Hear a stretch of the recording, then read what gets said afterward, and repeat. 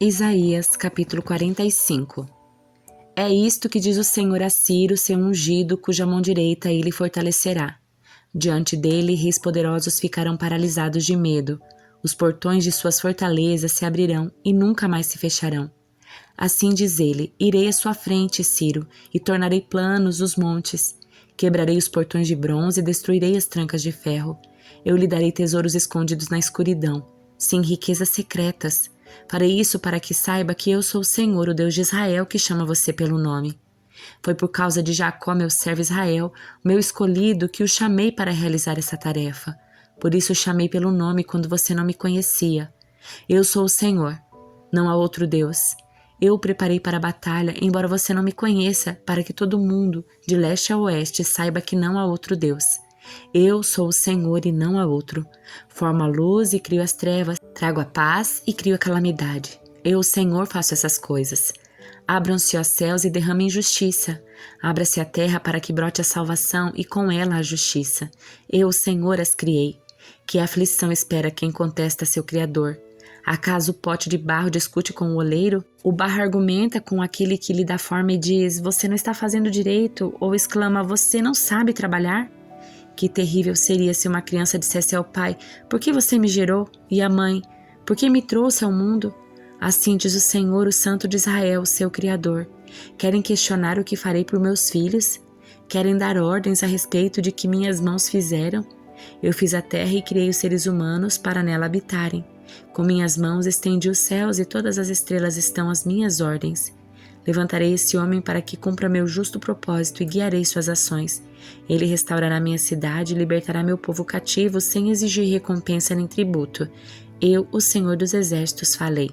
Assim diz o Senhor: você governará os egípcios, os etíopes e os sabeus. Eles lhes trarão toda a sua mercadoria e ela será sua. Caminharão atrás de você como prisioneiros acorrentados, cairão de joelhos à sua frente e dirão: Deus está com você, e Ele é o único Deus, não há outro além dele. De fato, ó Deus de Israel, nosso Salvador, tu ages de formas misteriosas.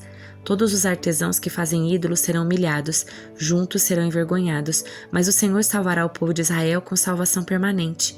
Nunca mais serão humilhados e envergonhados, pois o Senhor é Deus. Criou os céus e a terra e pôs todas as coisas no devido lugar. Fez o mundo para ser habitado e não para ser um lugar de vazio e caos. Ele diz: eu sou o Senhor e não há outro. Não sussurro coisas obscuras em algum canto escondido, nem teria dito ao povo de Israel que me buscasse se não fosse possível me encontrar. Eu, o Senhor, falo apenas a verdade e declaro somente o que é certo.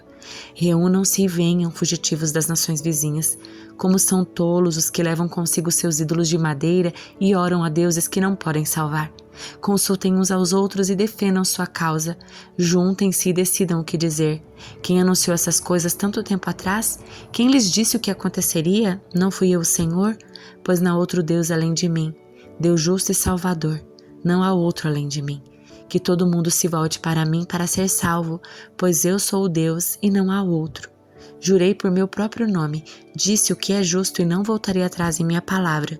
Diante de mim todo joelho se dobrará e toda língua me declarará lealdade. O povo dirá: o Senhor é a única fonte da minha justiça e força, e todos que contra ele se iraram virão até ele e serão envergonhados. No Senhor todas as gerações de Israel serão justificadas e nele se gloriarão.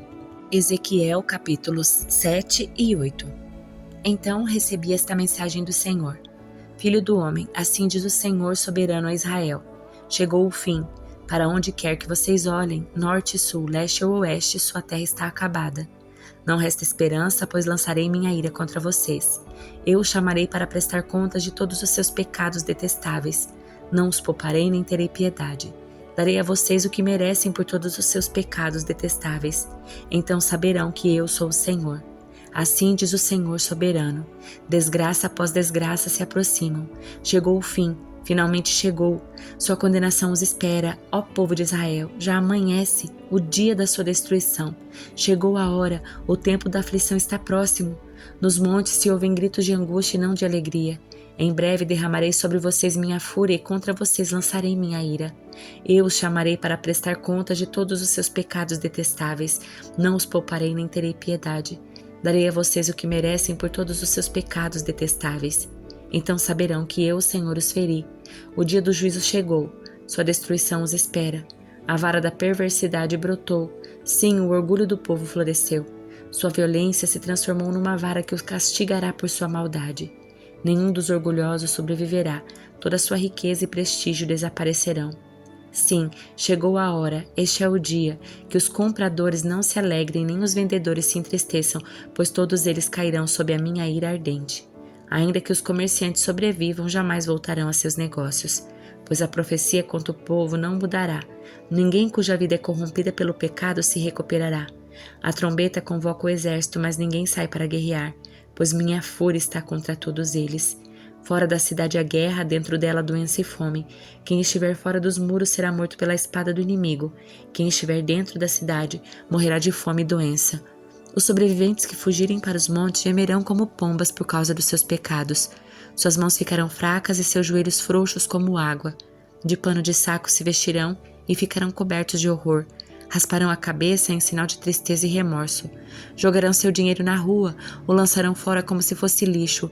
Seu ouro e sua prata não o salvarão no dia da ira do Senhor, não os saciarão nem os alimentarão, pois a sua ganância só os faz tropeçar. Tinham orgulho de suas lindas joias e com elas faziam ídolos detestáveis e imagens repugnantes. Por isso farei que todas as suas riquezas se tornem repulsivas para eles, e as entregarei como despojo a estrangeiros, às nações perversas, e elas a profanarão. Desviarei deles meu olhar quando ladrões invadirem e profanarem minha terra preciosa. Preparem correntes para meu povo, pois o sangue de crimes terríveis cobre a terra. Jerusalém está cheia de violência. Trarei as nações mais cruéis para ocuparem suas casas. Acabarei com o orgulho dos poderosos e profanarei seus santuários. O terror tomará conta do povo. Buscarão a paz, mas não encontrarão. Virá uma calamidade após a outra, um rumor após o outro. Buscarão sem sucesso uma visão dos profetas. Não receberão ensinamentos dos sacerdotes nem conselhos das autoridades. O rei e o príncipe ficarão desamparados e chorarão de desespero. As mãos do povo tremerão de medo. Trarei sobre eles o mal que fizeram a outros e receberão o castigo que tanto merecem. Então saberão que eu sou o Senhor.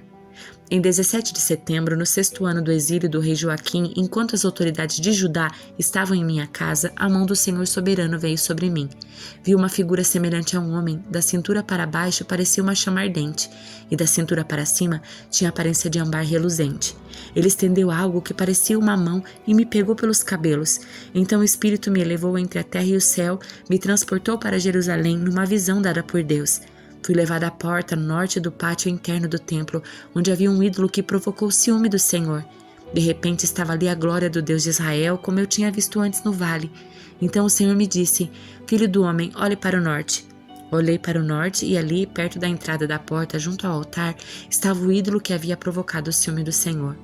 Filho do homem, disse ele, você vê o que está fazendo? Vê os pecados detestáveis que o povo de Israel comete para me afastar do meu templo? Venha, eu lhe mostrarei pecados ainda mais detestáveis que estes. Então ele me levou à porta do pátio do templo, onde vi um buraco no muro. Disse-me, agora, filho do homem, cave no muro. Cavei no muro e encontrei uma passagem escondida. Entre, disse ele, e veja os pecados perversos e detestáveis que cometeram ali. Entrei e vi as paredes cobertas de desenhos de toda espécie de animal que rasteja e de criaturas detestáveis. Também vi diversos ídolos adorados pelos israelitas. Estavam ali 70 autoridades de Israel e no meio estavam Jazanias, filho de Safã. Cada um deles segurava um incensário do qual subia uma nuvem de incenso. Então o Senhor me disse, filho do homem, você vê o que as autoridades de Israel fazem com seus ídolos em salas escuras? Dizem, o Senhor não nos vê, o Senhor abandonou nossa terra, e acrescentou, venha e eu lhe mostrarei pecados ainda mais detestáveis que estes. Em seguida, levou-me até a porta norte do templo do Senhor, onde algumas mulheres estavam sentadas chorando pelo deus Tamos. Filho do homem, você vê isso? Ele perguntou. Venha e eu lhe mostrarei pecados ainda mais detestáveis que estes. Em seguida, levou-me para o pátio interno do templo do Senhor. Na entrada do templo, entre o pórtico e o altar, havia cerca de 25 homens com as costas para o templo do Senhor. Estavam voltados para o leste, prostrados no chão e adoravam o sol. Filho do homem, você vê isso? Perguntou ele. Será que não significa nada para o povo de Judá cometer esses pecados detestáveis que levam a nação inteira à violência, que a fazem zombar de mim e provocar minha ira? Por isso responderei com fúria.